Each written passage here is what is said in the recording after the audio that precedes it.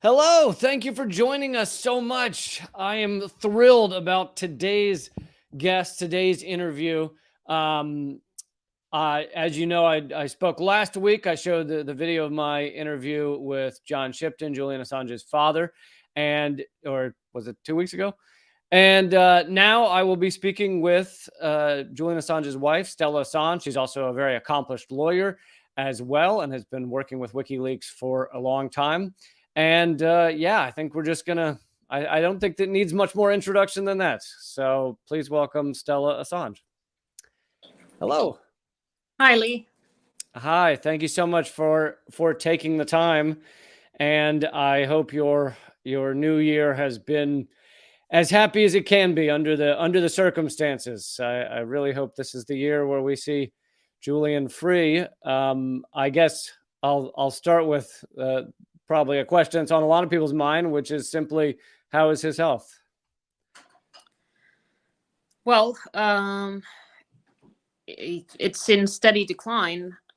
He's been in Belmarsh prison for over 3.5 years, since the 11th of April 2019. And obviously, this has a detrimental effect on your health.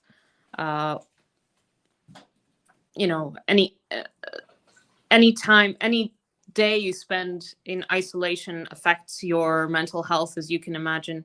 Julian is stuck in a cell for over 20 hours a day and on his own. And so obviously over time, this has a terrible effect on your health.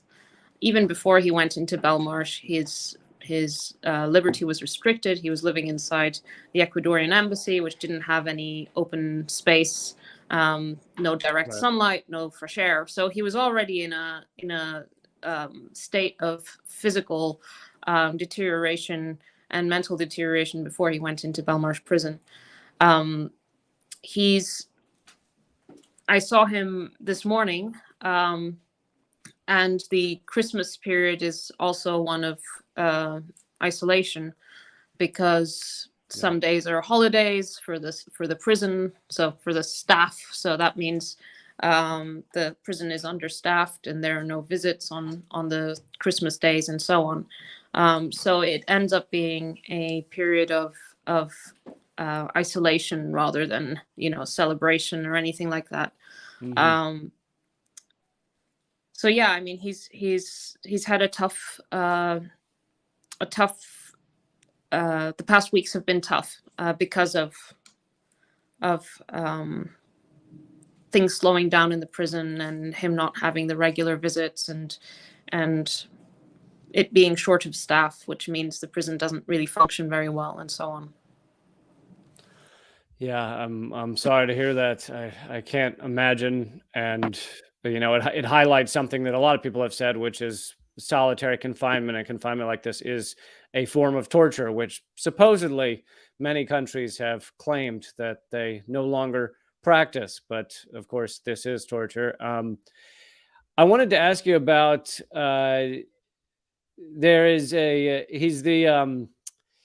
It was a bit of a kind of viral clip of the ABC, the Australian Broadcasting Company's global affairs editor, John Lyons, saying that he expects Julian Assange to be released in the next 2 months. And he just said this a week or two ago.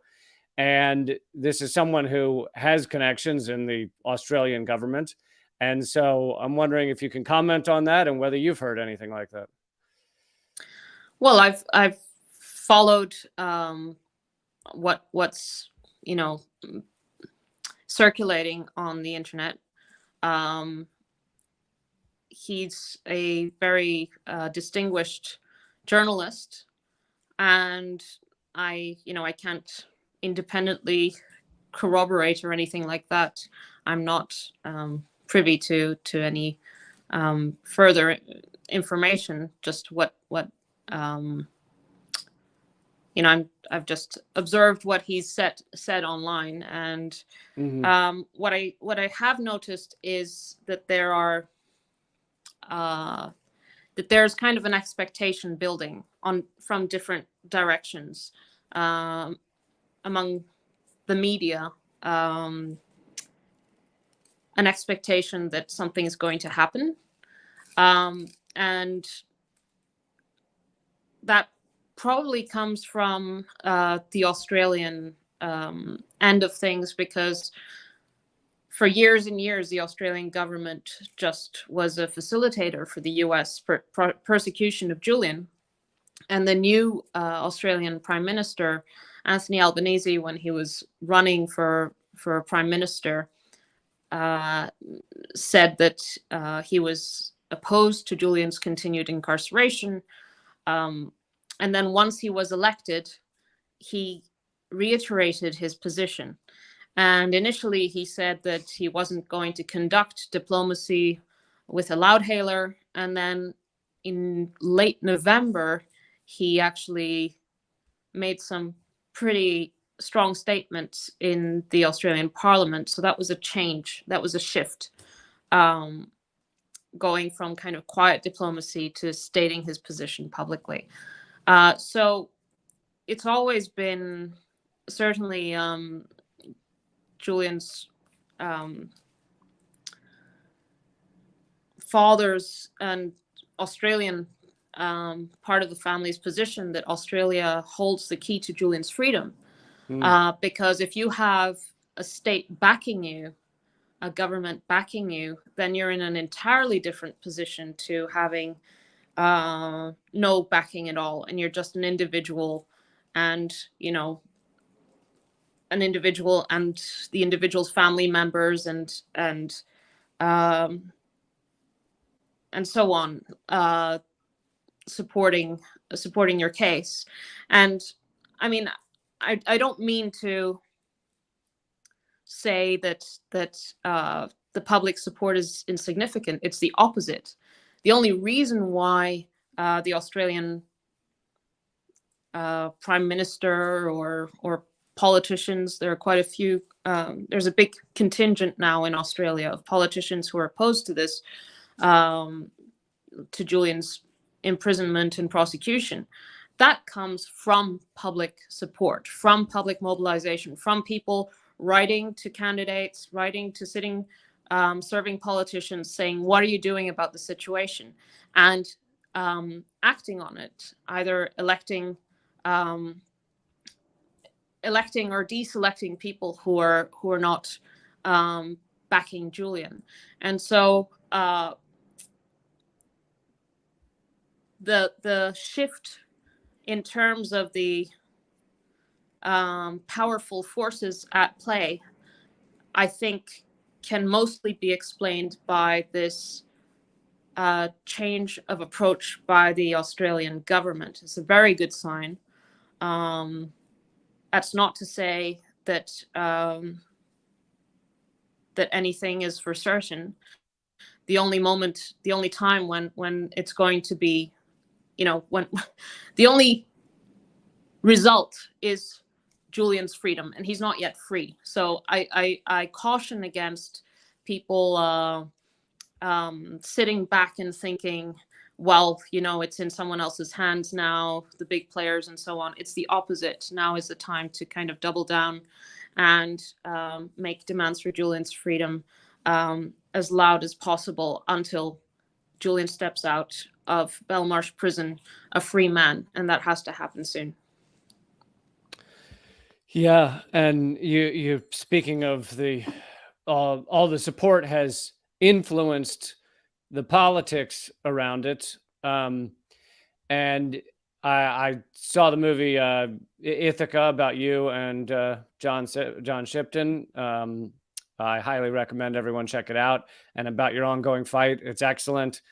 In it, you say that this extradition trial, and maybe I can't remember if you say most extradition trials are about 1% legal and 99% political, and more of a vibe, the environment around it. I think a lot of people would find that shocking, and so I'm wondering if you could talk a little more about that. Yeah, absolutely. I mean, this is let's see. I mean, you can look at it from different angles, but specifically the US-UK extradition treaty is a piece of legislation that came out of the September 11th attacks. I mean, within a couple of months, the treaty was hashed out, and basically it's a fast track it happened within the European Union as well. Well, we're going to trust the jurisdictions of our allies. We won't ask any questions. It's basically for terrorists, right? And then immediately, extraditions then started becoming easier. And because the legislation has basically no safeguards, then the individual has no protections. And so for the US-UK extradition treaty, there is no, for example, the UK courts don't look at any prima facie evidence. They just take the affidavits, the statements by the US prosecutors. They don't interrogate the elements of those statements, and you can't cross-examine them. And then the UK grounds for blocking the extradition are very technical. And so when you have a political extradition such as this one,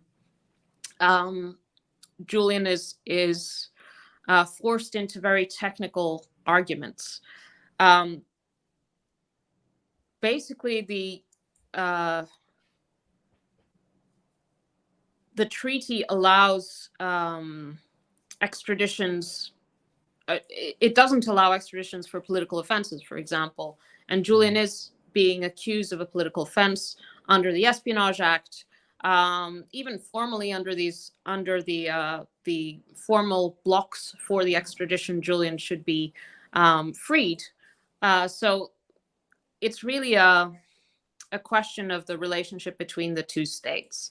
And we saw this very clearly when the US appealed the previous decision. So Julian initially won at the lower court that he would not be extradited in January 2021. And then the US appealed, and they appealed by kind of changing the goalposts entirely. They after losing, they then submitted what they called assurances, but it's not. It's anything but assurances. It's a total misnomer. And in those, basically, it's a letter between governments and the court, the High Court, which is the second level court, basically said that this is a matter between the two governments, and the courts are not going to second guess that. So even from there, you can see just the degree of that this is basically a political arrangement between countries, where other considerations, such as not disturbing the formal trust, the appearance of trust between systems is a weighs heavily. And so the person is caught, is kind of squashed under these bigger interstate relations, and so the UK, for example, says, well, any matters of fair trial and so on can be dealt with once he's extradited within the US system, because we trust that system. We trust the rule of law. This is one of the oldest, democracies and so on. So they kind of defer to these arguments of this is a civilized and long established legal system, and we're not going to second guess that as a legal system. And obviously, that's because it's reciprocal, right? Because the UK courts don't want the US to then say anything different, right? Like if the UK courts say the US courts are not trustworthy, then if it's in the reverse, it's not in the interest of the UK courts. So that's the kind of game that's going on. That's the dynamic between the two jurisdictions that you're up against, and it's not even very tangible if you're not like in the system and understanding that it's not necessarily about the case. So in Julian's case, of course, this should have not even reached the courts. The case is so absurd and outrageous that it should have been thrown out. But obviously,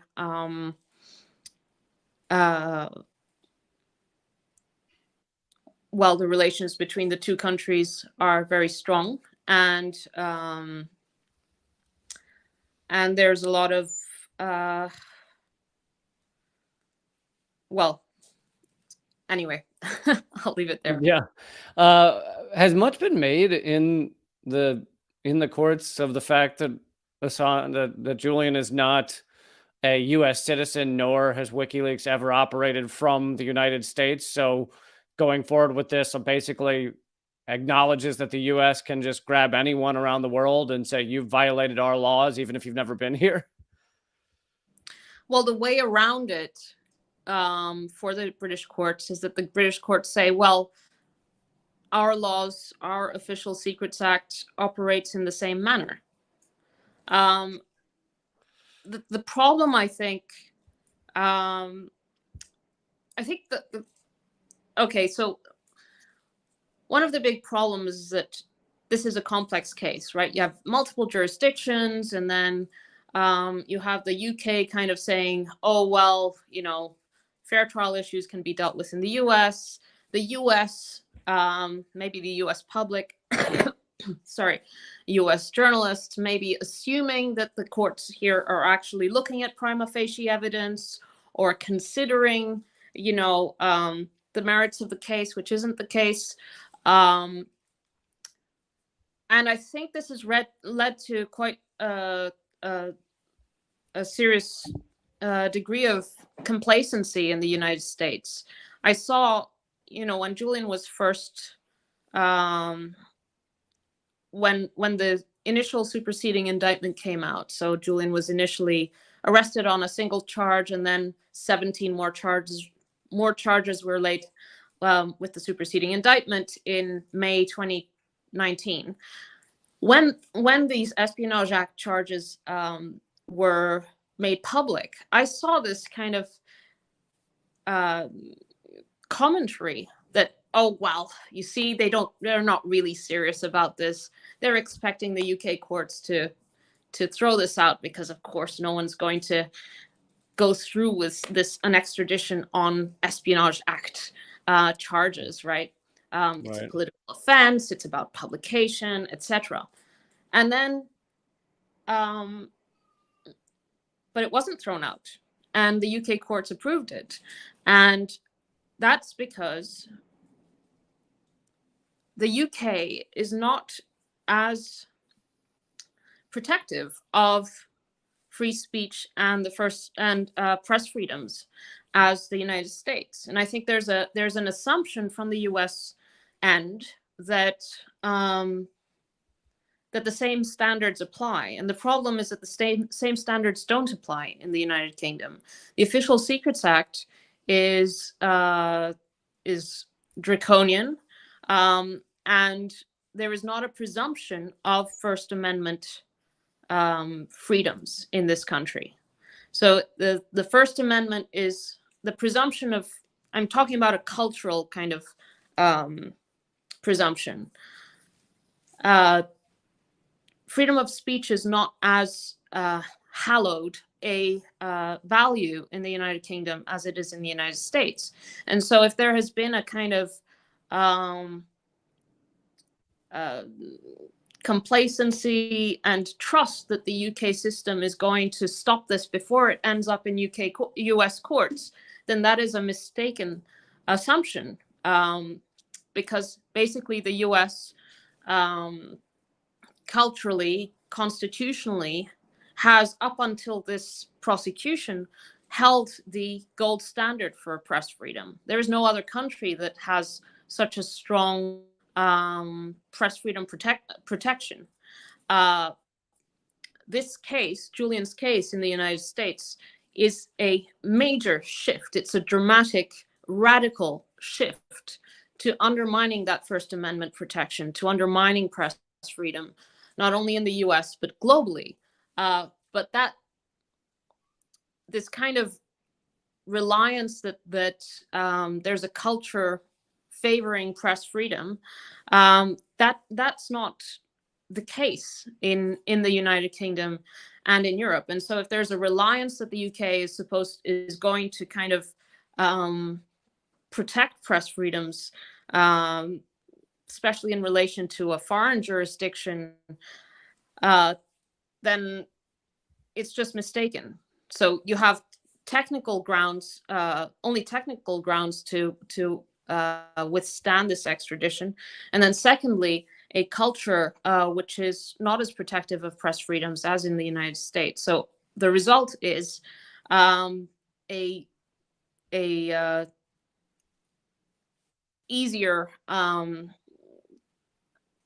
it's easier for the courts to extradite than what many assume to be the case. And it's weighted in favor of the United States because it's an uneven treaty, because it came after 9/11 and it was negotiated in a way that the UK is basically disadvantaged. So given all these kind of structural problems that imply that an extradition is easy from a legal standpoint for the United States, it's really just the political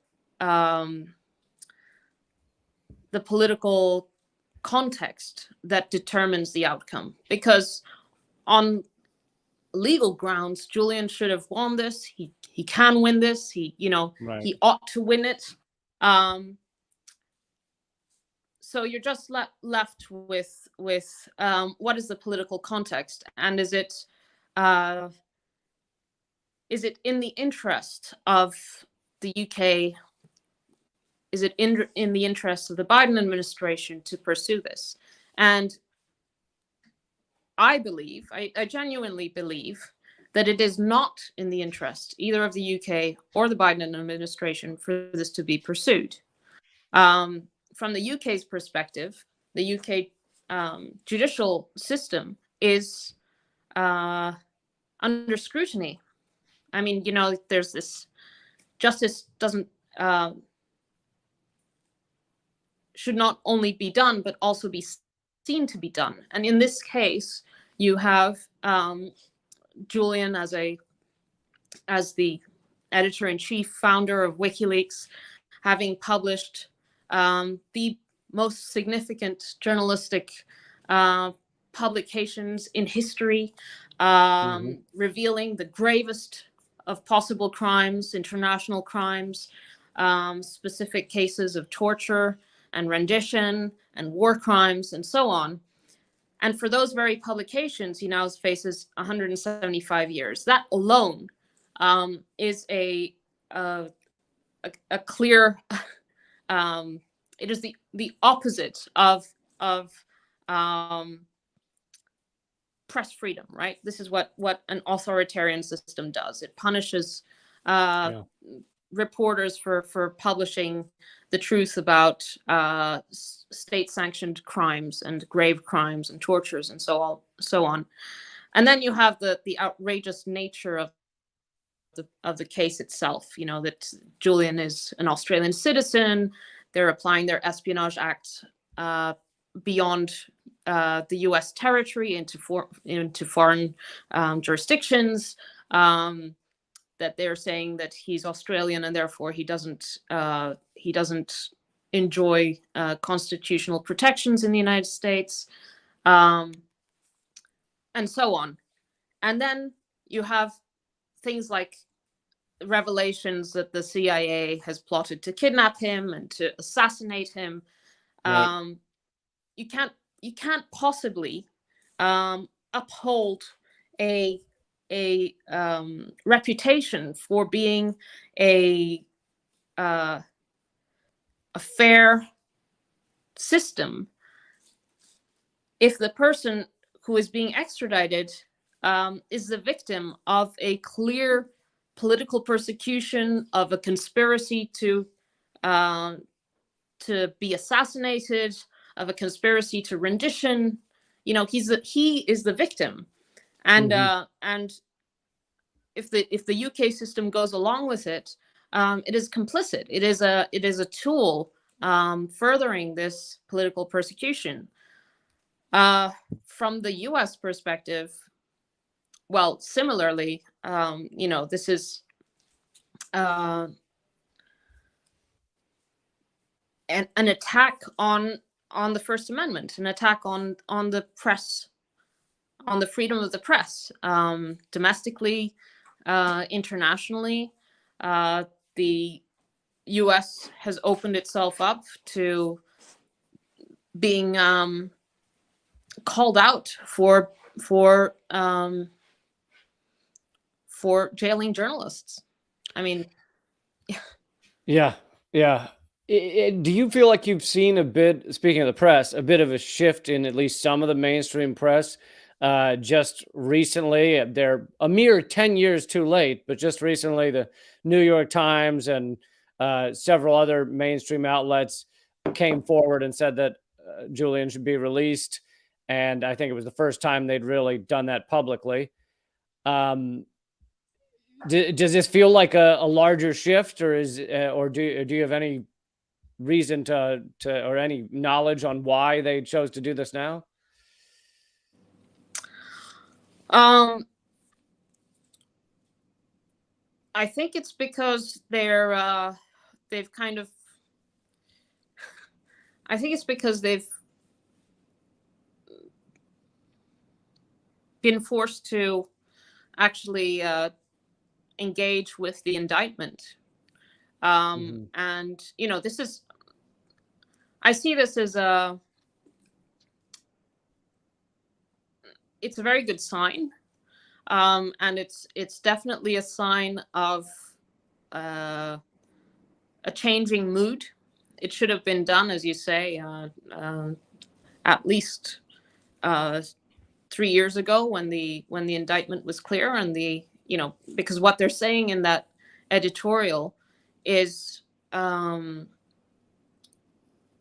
clear from the indictment itself. So they're not saying anything different to what applied 3 years ago when the indictment was made public. So it's definitely the sign of a mood change, of pressure coming from other outlets, from readers and so on, saying do something about it. It's not enough, though. If these 5 major publications actually put their joint collective resources to not only just report on the hearings, but also dig, then Julian would probably not be in prison right now. If they had done this 3 years ago and then put their resources together to investigate. Right. You see, my standards, I say this as a bit of a joke, but it's not really a joke. The Guardian's coverage of the Johnny Depp Amber Heard case is the standard that they should be applying to the extradition hearings of Julian. I mean, not only because, you see, the thing is, I hear sometimes that the public is kind of doesn't understand the case, and it's complex and so on. But that's the role of the media. The media's role is to explain the relevance, the importance, the detail in a way that the public can understand. Like, the public's not stupid. The problem is that it's not put, it's not presented enough. And there's also a message when you're putting things on the front page, day after day after day, that this matters to the publication. That's an editorial decision. And so that is what should be happening. And that hasn't happened. But there has been this joint editorial statement by these 5 big publications. And what they should do, obviously, is apply the Depp Heard level of coverage and put in their investigative resources to grill their sources about this about how this prosecution even came about how, the CIA's plots to assassinate Julian, to kidnap him, the UK involvement in that, in those plans. How much did the UK know? How much was it willing to do? All of these things that haven't been, they haven't come out. Really, there should be inquiries and so on. But anyway, we're not in a position of the media ignoring the case anymore. So that's a very positive shift. But it's not like they couldn't do more. Obviously, they can do more. And if it weren't for the way the press, the media, these very publications have behaved, I am sure that Julian would not have spent a single day in prison if they had been diligent and not participated in the concerted attack on Julian's reputation, originating in the same agencies that were also planning his assassination. Yeah, if they gave 1/10 of the coverage to the persecution of one of the most important publishers to ever live, that they give to Prince Harry or something, this would be a completely different story right now.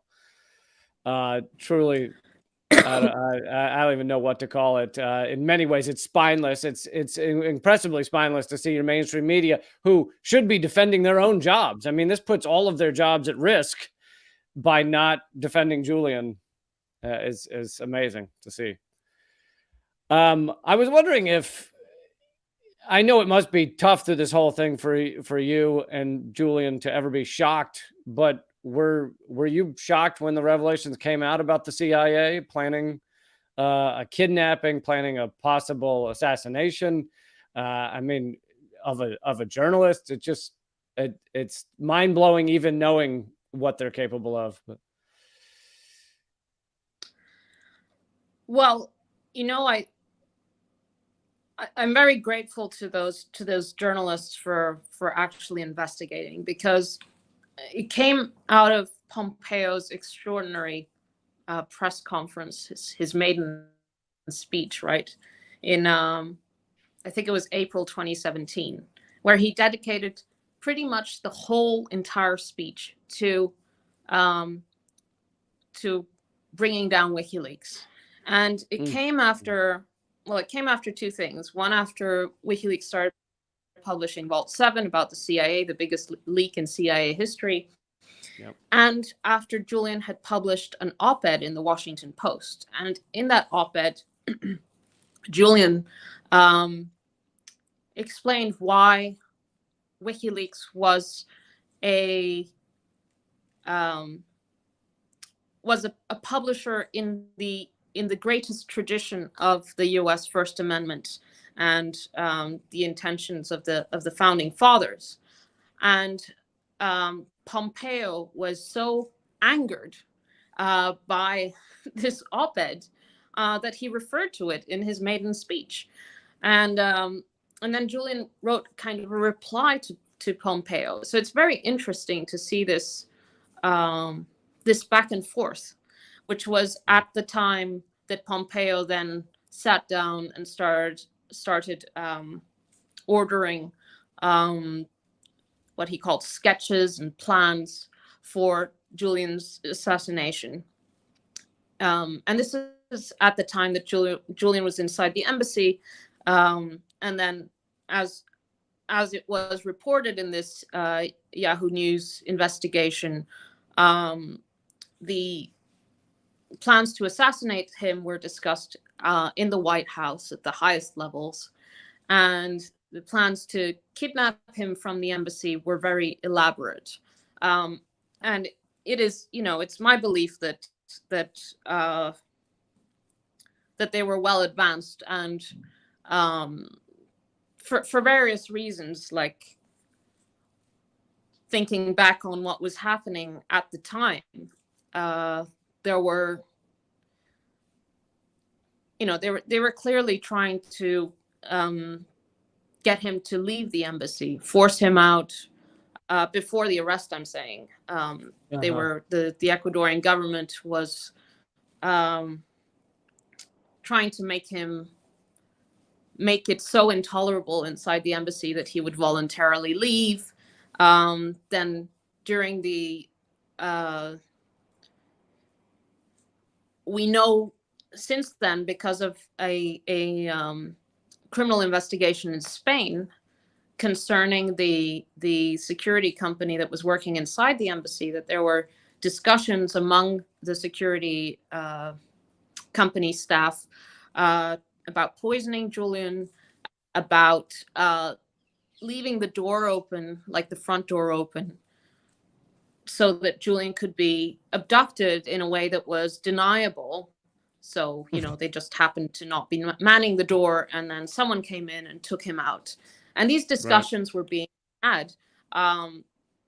So to me, it doesn't come as a surprise, because this was the real kind of atmosphere there was inside the embassy. It was a threatening atmosphere. It was very precarious and uncertain. And I really felt that anything could happen inside that embassy, that Julian's life was at risk, and that that his enemies, which were, we could feel their presence inside the embassy, was no longer a safe refuge, that they were capable of anything. And that was pretty clear from, I'd say, early 2018 onwards. And then Julian was he was gagged from the 28th of March 2018, a whole year before he was forcibly removed from the embassy. In March 2018, the embassy cut off his internet, cut off the phone connections, installed jammers that interfered with phone and internet, and then didn't allow him to have any visitors. And that was part of this process of isolating him, making it very difficult for him, and so on, and kind of making everything more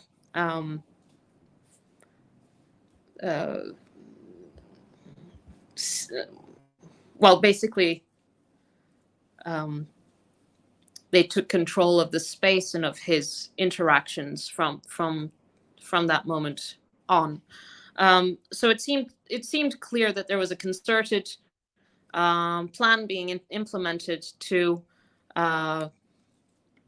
remove Julian in some way or another, and or to harm him.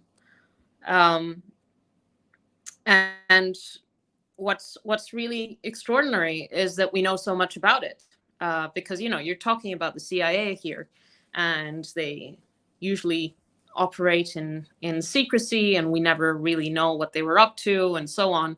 And here, because we've had whistleblowers out of the Spanish security company come out, and police raids in Spain obtaining hard drives and evidence of what was going on, and then the 30 plus sources speaking to these journalists in the Yahoo News investigations team, that shouldn't be underestimated. And they said, these are people, and there's some people who are named, and very senior people in the National Security Council and the CIA and so on, basically saying that under Pompeo, the CIA went rogue, and that this case, Julian's treatment, like the way Pompeo zoned in on WikiLeaks and Julian, was a major controversy within the Trump administration, was the major controversy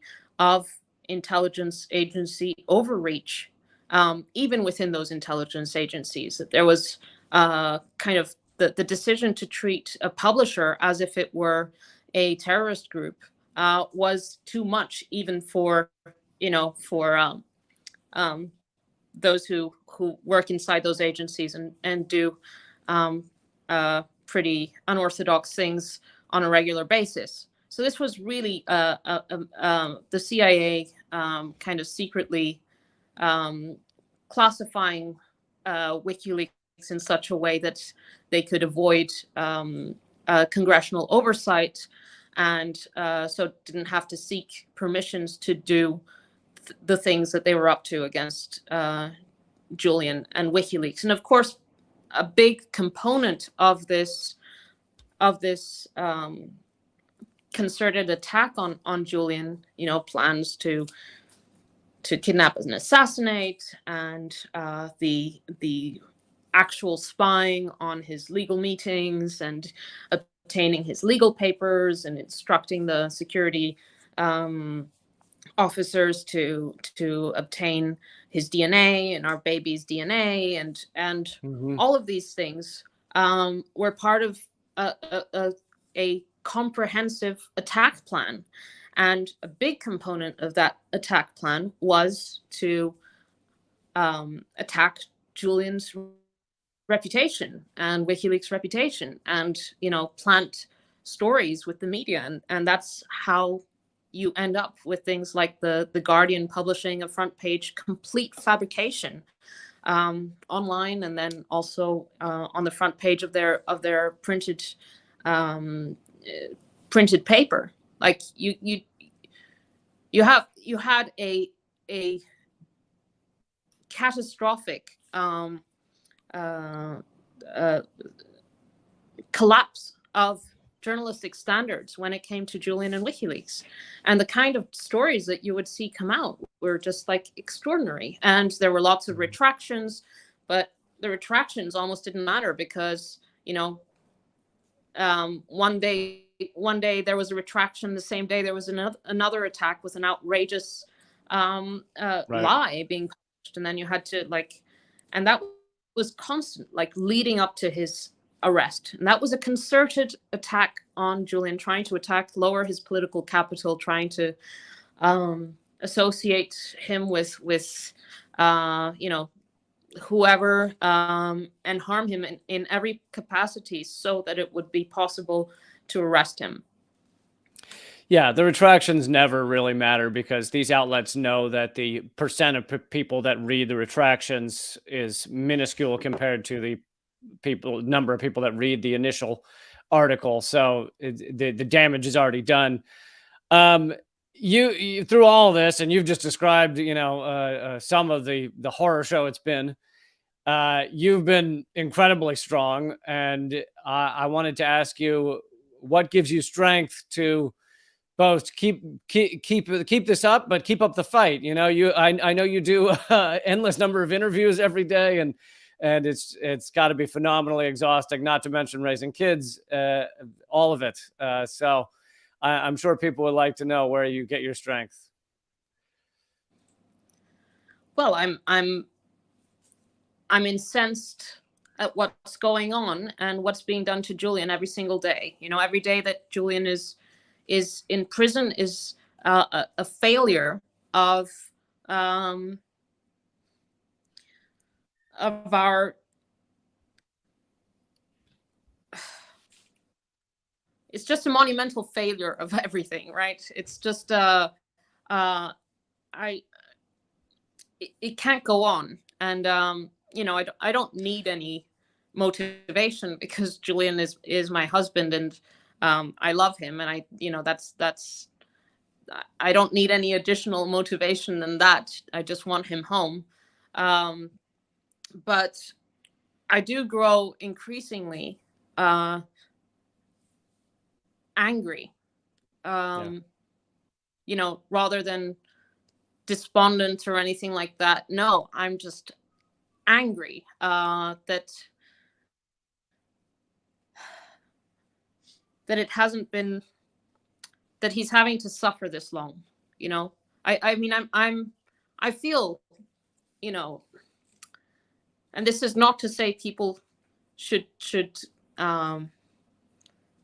just sit back, but I feel that Julian will be free we have to keep building and making the demand for his release louder and persistent and insistent and universal.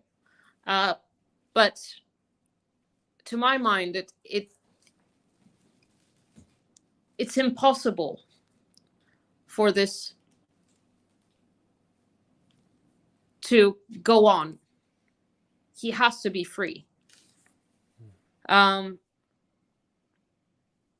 So the fact that it's gone on for so long, it just seems like such a added insult.